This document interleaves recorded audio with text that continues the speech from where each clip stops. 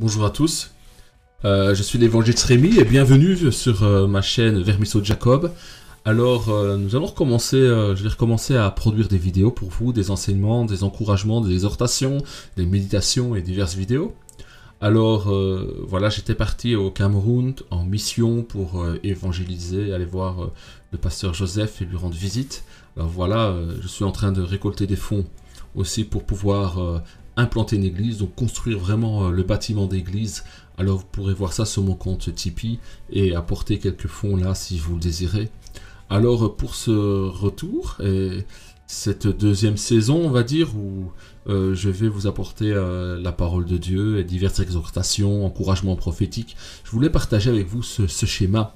Vous savez, la Bible est prophétique. Il y a des choses qui sont déjà accomplies, il y a des choses qui sont en train de s'accomplir, et des choses qui vont s'accomplir. Et c'est important d'être... avoir une vue globale. Alors là, je ne vais pas rentrer dans les détails, mais je vais vous présenter cette vue globale de ces prophéties et des choses qui se sont accomplies. Alors, nous voyons que de Israël, ici au début, vous voyez le petit soleil, l'étoile ici, il y a Israël qui est là, et il y a eu la naissance de Jésus-Christ, quand il s'est incarné et qu'il a participé à notre nature humaine et qu'il est né. Alors, le jour où il est né, débute, on peut dire que débute l'interrègne de Jésus-Christ. La naissance de Jésus, et puis il y a la mort de Jésus-Christ et sa résurrection. Et comprenons que pendant ce temps où Jésus a fait ministère, vous savez, avant, quand nous lisons dans le livre de Job, nous voyons que Satan pouvait se tenir dans l'assemblée des fils de Dieu. Et il est venu accuser Job dans la présence de Dieu. Aujourd'hui, Satan ne peut plus faire cela parce qu'il a été précipité, Satan tombe du ciel. Jésus a dit qu'il le voyait tomber du ciel. C'est en Luc 10, 18. Pourquoi? Parce que Jésus-Christ, en tant que Messie, est venu déposséder Satan des âmes qu'il tenait captifs. Il est venu fermer la bouche à l'accusateur des frères. Comment? En mourant pour nos péchés, en expiant nos péchés par sa mort, par sa résurrection, il a payé le prix pour nous racheter. Ça veut dire qu'à partir de ce moment-là, Jésus a commencé à chasser les démons, il a commencé à guérir les malades, et tous ceux qui croyaient en son nom obtenaient le salut et la rémission de leurs péchés. Donc, il y a eu un rapport de force, parce que Jésus-Christ est venu dans le monde, comme le second Adam, et est venu reprendre ce que l'homme avait donné à Satan, c'est-à-dire reprendre autorité sur la terre et récupérer tous les hommes et femmes qui décident et qui choisissent de se repentir de leurs péchés et de se convertir à Jésus-Christ comme l'agneau de Dieu qui ôte le péché du monde. Et nous voyons ici que la naissance de Jésus-Christ et sa mort ont fait vaciller le règne de Satan. Il est tombé du ciel. Il est en chute. Et voilà, il a perdu sa position. Nous voyons ensuite qu'il y a l'ascension de Jésus-Christ. Donc quand Jésus-Christ est ressuscité, ensuite il est remonté à la droite du Père. Et ensuite, quand il est remonté à la droite du Père, le signe que Jésus est à la droite du Père, c'est que Jésus-Christ a donné en acte 2 l'effusion du Saint-Esprit à la Pentecôte.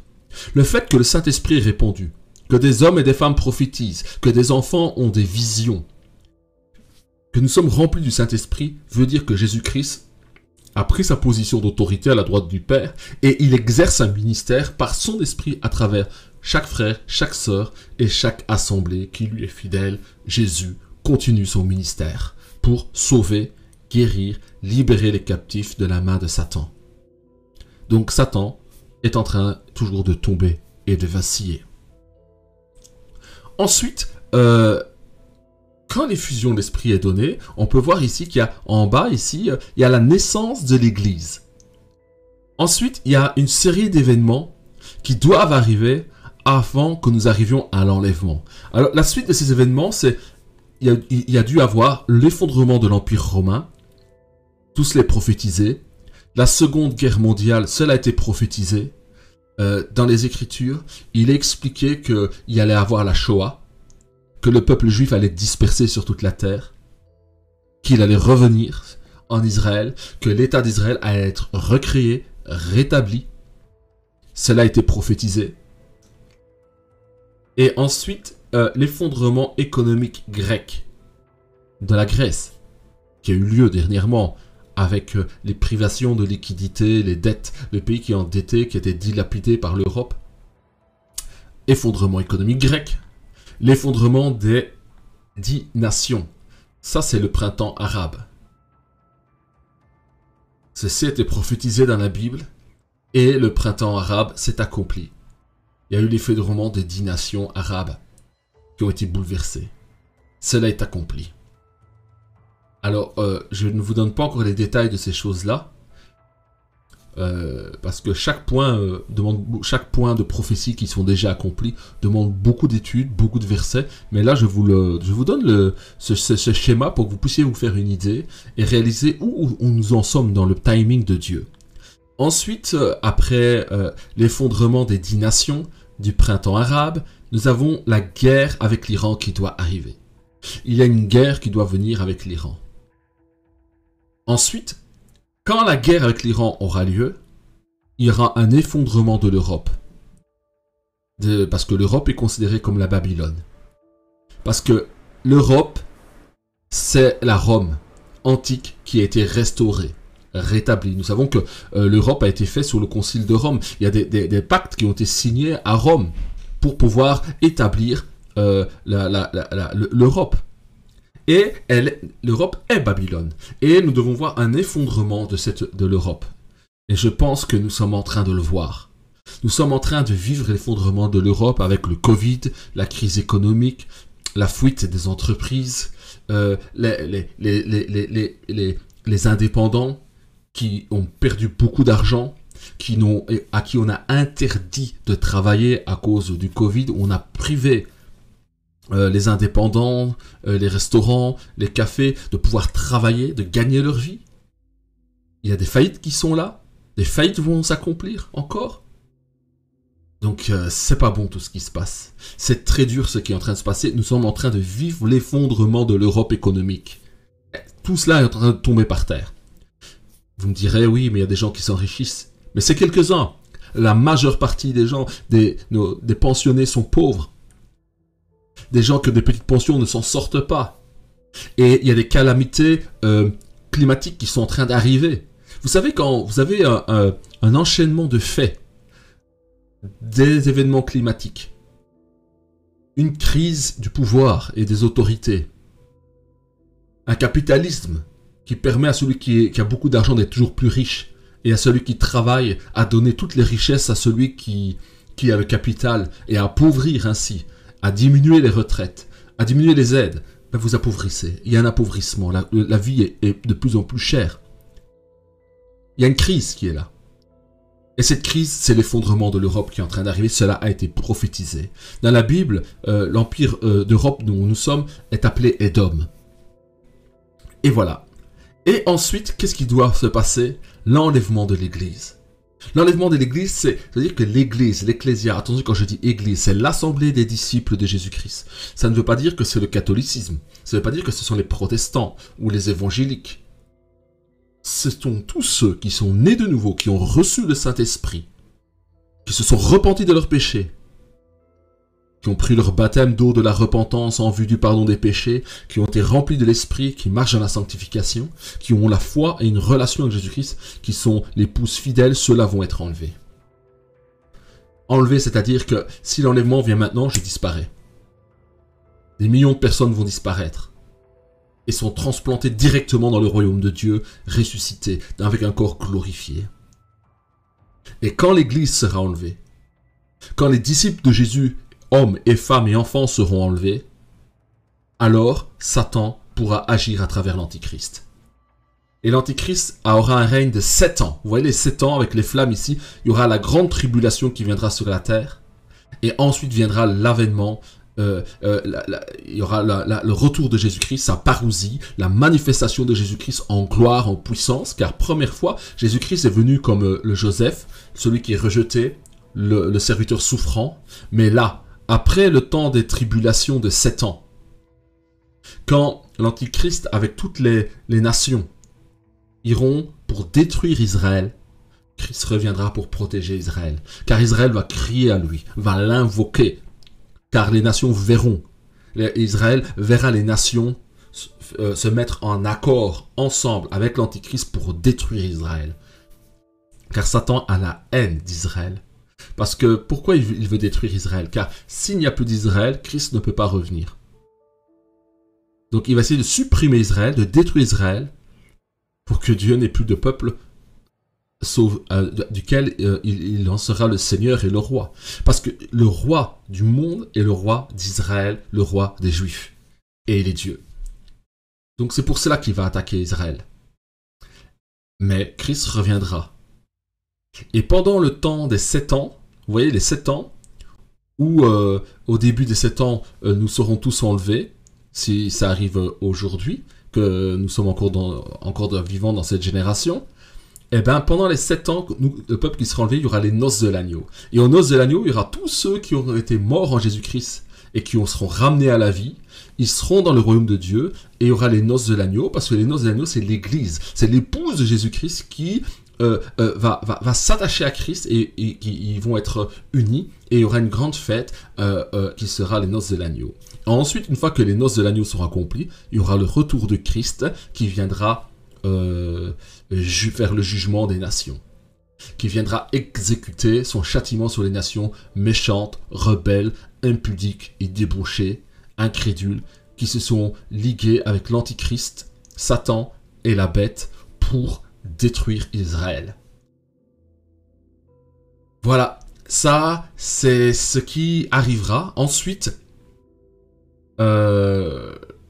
voilà, il doit y avoir un règne.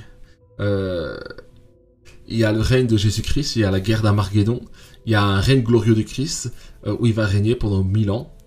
Voilà, moi je m'en tiens à ceci pour vous dire, pour vous concentrer sur ces événements. Vous voyez, ces événements qui disent que l'effondrement de l'Empire romain, la Seconde Guerre mondiale, l'effondrement économique grec, l'effondrement des 10 nations, c'est le printemps arabe, la guerre avec l'Iran, qui doit encore avoir lieu, qui n'a pas eu lieu, et l'effondrement de l'Europe qui est en train de s'accomplir.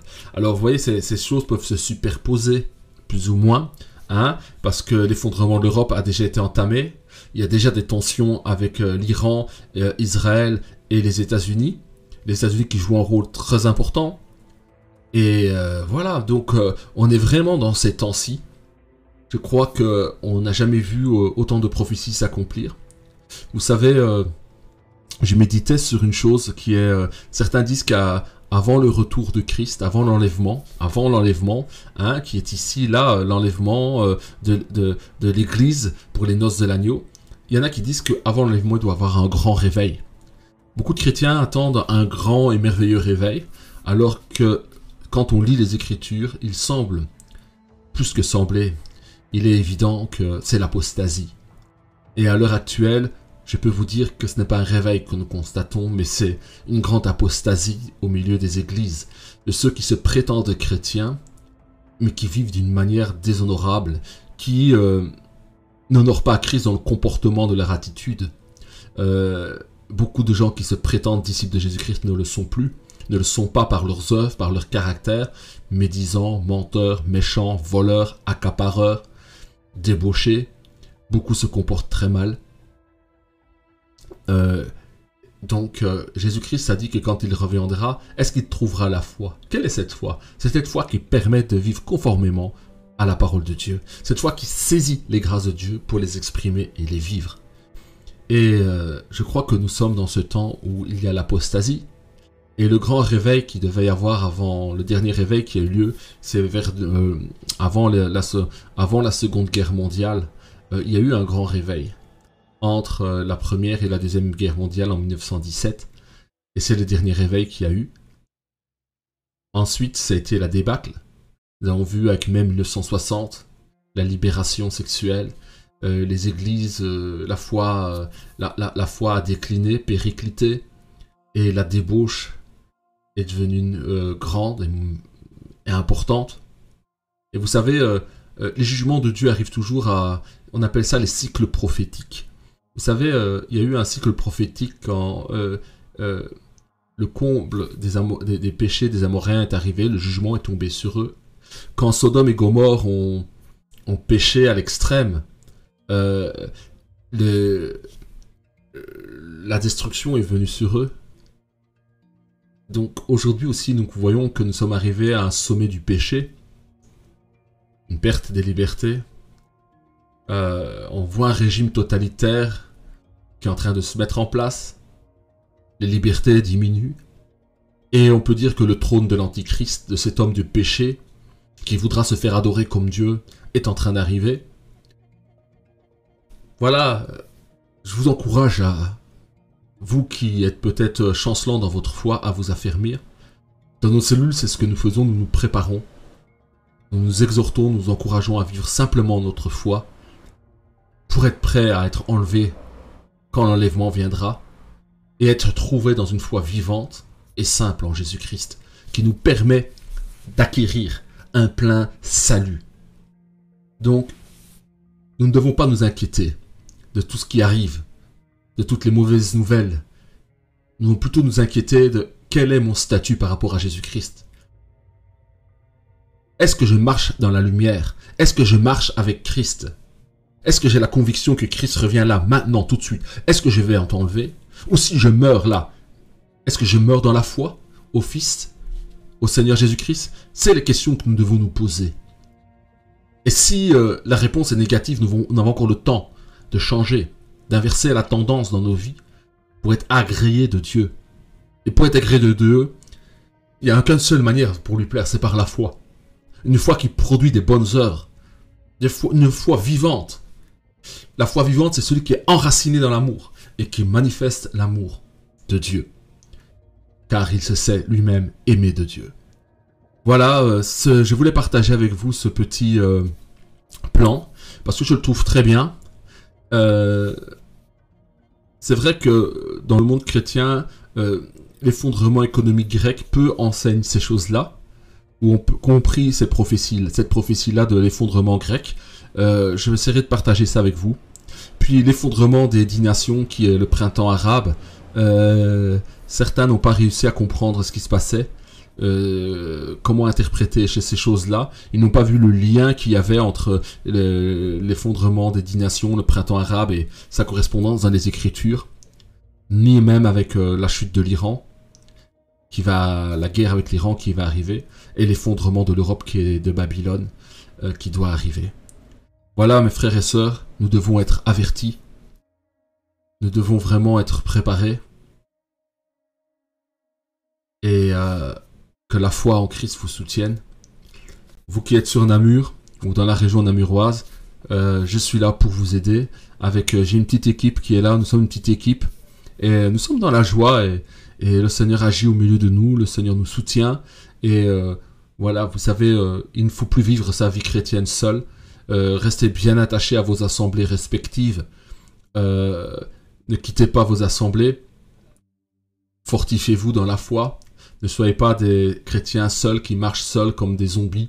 Vous allez décliner si vous n'avez pas une vie de prière, si vous n'avez pas une vie de service. Parce que une chose que j'ai compris dans ma marche chrétienne, vous savez, pendant que vous êtes en train de chercher le salut des autres et de vous occuper de fortifier les autres dans la foi, cela garantit votre propre salut. Cela protège mon propre salut de m'occuper du salut des autres. Mais quelqu'un qui ne s'occupe point de l'œuvre du Seigneur, qui ne s'inquiète point de ses frères, de ses sœurs, et de ceux qui ne sont point encore convertis pour les amener à la connaissance de la vérité en proclamant le nom de Jésus, est en danger. Parce que la loisiveté est la mère de tous les vices. C'est un proverbe, il vaut ce qu'il vaut, mais je crois qu'il y a du vrai. Sur ce, chers frères et sœurs, que la grâce de Dieu soit avec vous. Voilà le petit plan que je voulais vous donner pour que vous puissiez avoir une vue globale du plan de Dieu et des prophéties qui restent à s'accomplir, à se réaliser. Et nous attendons l'enlèvement, nous espérons l'enlèvement, nous espérons que que le Seigneur va venir nous reprendre pour son rassemblement, pour aller aux noces de l'agneau. Et alors l'Antichrist arrivera. Et là, des grands moments de douleur, de souffrance vont arriver sur la terre. Ce sera le temps des tribulations. Et là, pendant le temps de tribulation, celui qui voudra être sauvé devra confesser Jésus-Christ de manière publique, mais il mourra. Le salut de Jésus-Christ ne sera donné que par la mort. Il faudra que celui-là meure à cause de sa foi pour être sauvé. Aujourd'hui, c'est pas le cas. Alors je vous encourage, vous qui voulez le salut de Jésus-Christ, je peux vous aider à faire cette alliance avec Dieu, vous expliquer les Écritures et à prier avec vous pour que vous puissiez accepter Jésus-Christ. Et nous vous donnerons le baptême de la repentance pour le pardon des péchés, le vrai baptême que l'on prend une fois adulte, une fois qu'on est né de nouveau, régénéré dans le Saint-Esprit, qu'on s'est engagé librement, sans contrainte, sans manipulation, et qu'on fait cette expérience de foi en Jésus-Christ, où Christ se révèle à nos cœurs, et où notre cœur est attaché à lui, dans une relation véritable. Alors on prend son baptême, on est sauvé, et ensuite on est rempli du Saint-Esprit, et on devient un disciple de Jésus-Christ, qui se forme, qui en devenir et qui s'épanouit. Sur ce, frères et sœurs, à bientôt pour encore d'autres vidéos. Que la grâce de Dieu soit avec vous. Nous sommes puissants par le nom de Jésus-Christ et que le Seigneur vous soutienne dans toutes les tentations, qu'il soit votre force pour ne point céder à la tentation, mais briller parce qu'il est notre lumière, il est le flambeau vers lequel nous marchons et nous voyons sa lumière poindre à l'aurore et nous voyons que son règne arrive et que sa domination arrive. Oui, mes frères et mes sœurs, il y a pour peu de temps, nous serons avec lui, et dans peu de temps, ceux qui se sont endormis seront ressuscités d'entre les morts. Il l'a promis. Nous qui avons le Saint-Esprit, nous sentons ces choses-là, nous discernons que le temps sont proches, nous savons que le règne de Jésus-Christ arrive. J'ai vu des jeunes, des enfants être baptisés du Saint-Esprit. J'ai vu des enfants croire, des enfants prophétiser et qui disaient que son église n'était pas prête, qu'elle n'était pas prête pour l'enlèvement. Oui, depuis peu, j'ai vu des enfants être baptisés du Saint-Esprit. Prophétisait, qu'il disait que l'église n'était pas prête, que les gens n'étaient pas prêts, et qu'il avait hâte et qu'il arrivait. Mes frères, mes sœurs, trouvez un endroit. Il y a des églises où vous allez être distraits du but, et d'autres où vous allez être formés, préparés pour l'enlèvement, préparés à marcher avec Christ et être utiles pour lui. Sur ce, je vous souhaite une bonne soirée et à bientôt.